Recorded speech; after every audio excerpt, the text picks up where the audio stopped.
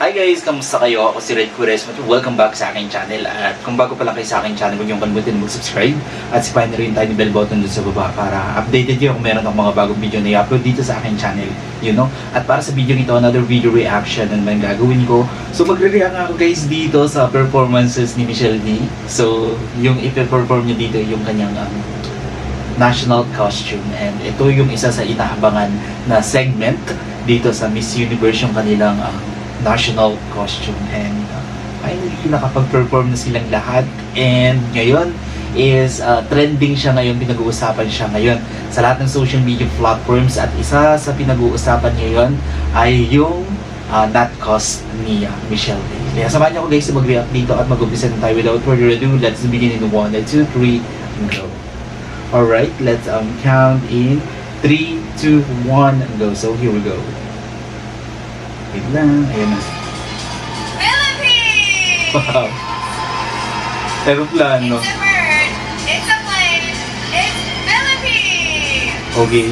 Crowned with the captain's hat, this costume is a salute to the delegate's role as an Air Force reservist. Wait. This look is Grabe, gusto ko to. Gusto ko yung nasa likod niya guys. Pinapakita dito sa likod niya yung maka-Pilipinong kultura, maka-Pilipinong pamamaraan ng pamumuhay. May jeep, and then yung scenery dito sa Pilipinas. Alam naman natin guys na ang Philippines is isa talaga sa pinakamagandang lugar sa buong mundo, di ba? And grabe, ang ganda ng painting. Gusto ko yung details ng national costume ni Michelle D. Kasi kung siya guys, no, para siyang inspired sa airplane, ganon. And then, di ba, kung siya, ano kasi, AFP reserve, tama ba? Reserve, si Michelle D. So, yung sa kopya niya, yung sa headpiece niya, grabe, pinagsama-sama siya dito, di ba? Love the Philippines. Alright. representative of her country, resilient and radiant.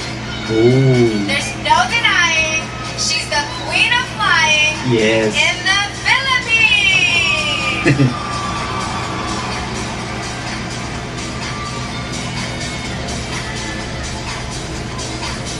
You know, di ba? Ang ganda ng details niya, no? Sobrang na-appreciate ko yung one. Guys, sobrang na-appreciate ko yung national costume ni Michelle D. Yung national costume na is work of art. Pansinin niyo yung details guys, no?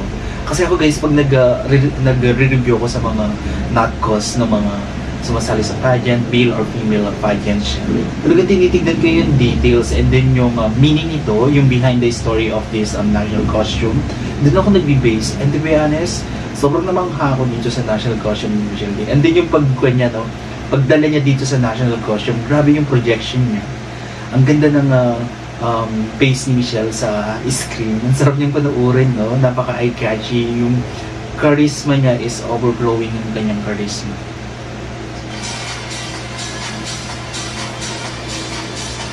Galing ni Michelle D, no?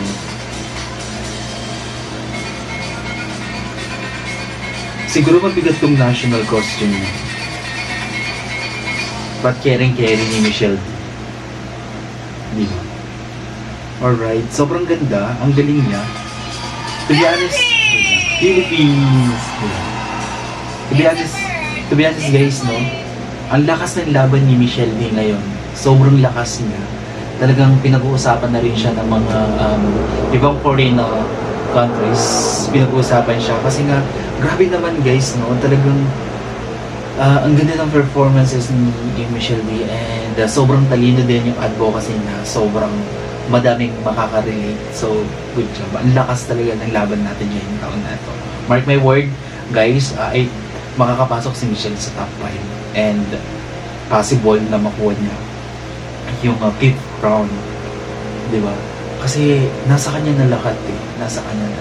Kung magaling man yung star para sa kanya, sobrang proud na proud tayong lahat sa kanya. Actually, kahit no matter what happened sa coronation night,